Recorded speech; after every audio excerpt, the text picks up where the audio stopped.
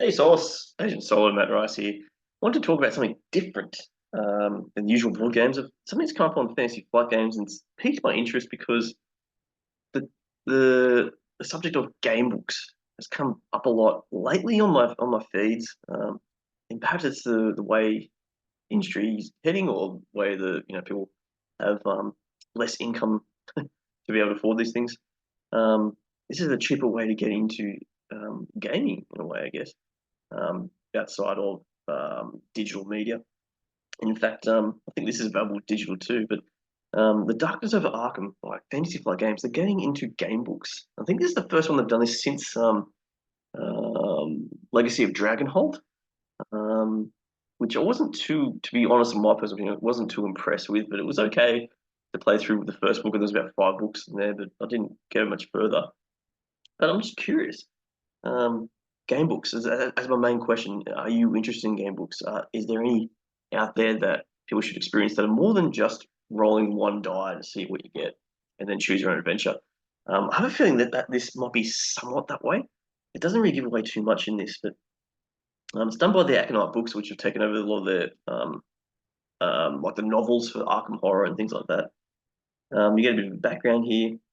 The basic concept might be familiar. The book guides you through passages of evocative narrative before you're asking you to make choices about which path to follow next, presenting you with a test to skill. So it makes me think you roll a die, get past a test, and you go to a certain page.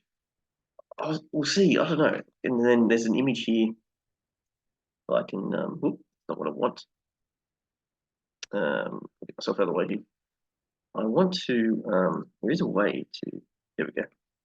I want to magnify this image. It's still pretty hard to see. Um, What do you think will most be effective against these ethereal enemies? If you have the sorcery room, want to use it now, go to that. If you have Black Talon. So it's all about like having certain items. It doesn't really give much hint, but there's another one down here. Um, I mean, I hope this doesn't spoil too much, but it looks like there's a map in the background too, so you can go to certain areas. That's kind of cool. You're going to feel easy, more and easy than you have so far this evening if something watches you from the darkness. If you have the weakness cursed, add -1 to your total doom. Or no, +1, sorry. If you have the weakness haunted, add +1 to your total doom. And if you have the weakness paranoid, add +1 to your total doom. What is your total doom? 3 or more.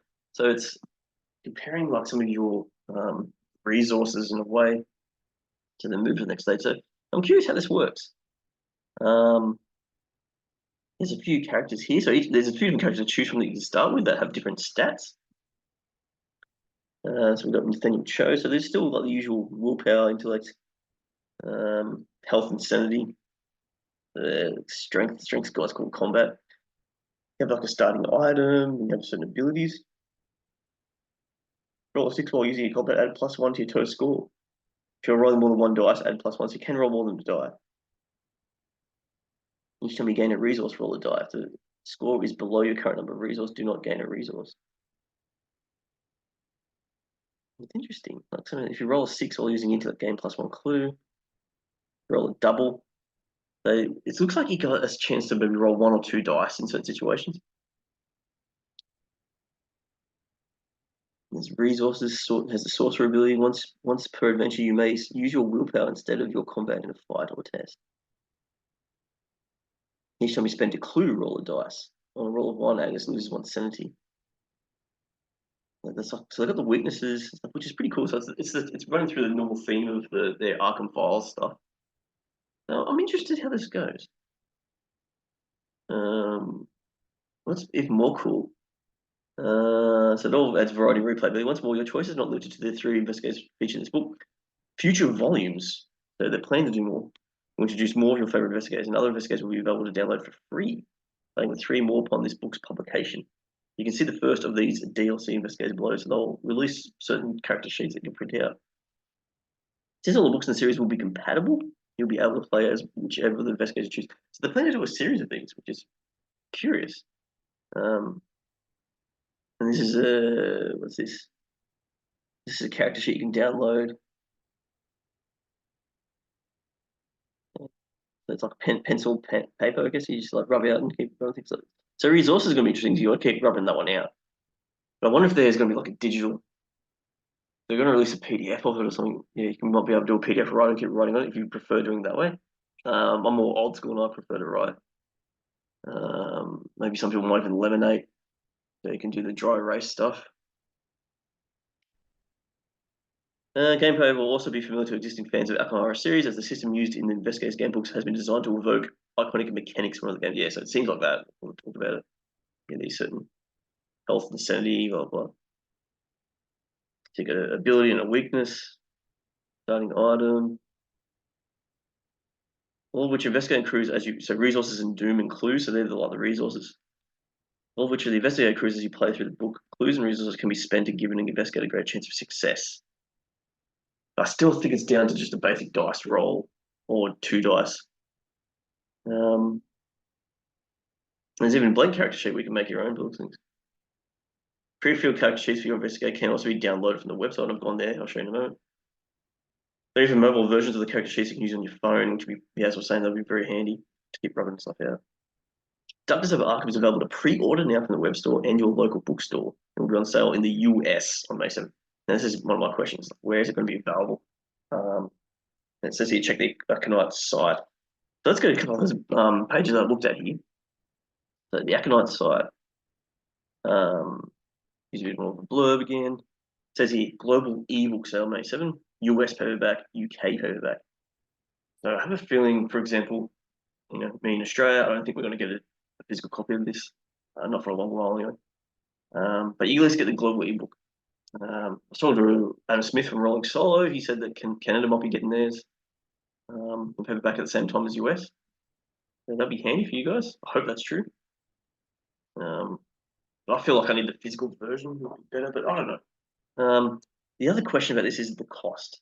And it doesn't say anything until you go to the actual Fantasy Flight game product description, and it has here $16.95 US. Is that reasonable? I think that's I think it's it said back here too. Sorry, the amount of pages. I did see it somewhere. I swear it said talk about this book. I swear it said something about page length in here somewhere. Publication details. 288 pages. And there's your dimensions if you want to know. Ebook has this ISBN too. 288 pages, 17 US. I'm not sure what books are like over in the US, how much they normally cost. In Australia, that'd be about $26, $27 in Australia, which seems reasonable. Seems about usual for that kind of book. So I think that's okay. And I'll finish this one off with Gamebooks. I've got bugger all experience in Gamebooks and since I was a kid. And back then it was normally just the choose your own adventures. There was a special type of choose your own adventure where you could roll a die. It was pretty basic. Just roll a die. If you get a 5, then you go to this page. If you get a 3, then you gain this and then go to this page. Stuff like that. It's not much different to that, but looks like this. There might be a little bit more to it. But I'm after Gamebooks that have a bit more to it.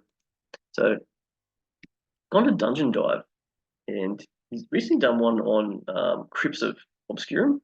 And by the way, he does quite good videos on like RPG, more like solo RPGs, things like that, which I haven't had a chance to probably really engage into. I've been more of a board game person, but as the prices rise all the time now, it's getting harder and harder to afford the big games. And so I'm more and more looking for smaller games that fill maybe just a couple of hours. I don't have the time to go through huge campaigns, and I also can't afford some of these campaigns. So like Youth here, for example, has come up, and it's very dear. I mean, it's quite a big box. I've got the original, just the original box, but I was hoping to pick up maybe one, if not both, the other expansions, and woof, it is dear. But I don't blame them. Like there's a lot of stuff in it. There's Crypts of Obscurum, and for example, this one you could get it for free. Although strongly suggest support the person that's created it. But yeah, that's an example as a comparison. And this one uses like a 52 card system of going through rooms. So you shuffle them up and you draw like a 3 of hearts. You then go to that part of the book, the 3 of hearts book, and then there's more like tables you roll against for different things. So it's still rolling, but there's more to it. There's a bit more tactics and what you get. So that in comparison to FFG stuff, I mean, we'll see. I might need to try a few things to see what I like in game books, and I would love some suggestions from people out there. Anyway, Solace, I'll end it there. Of course, you're gaming first. Thanks a lot.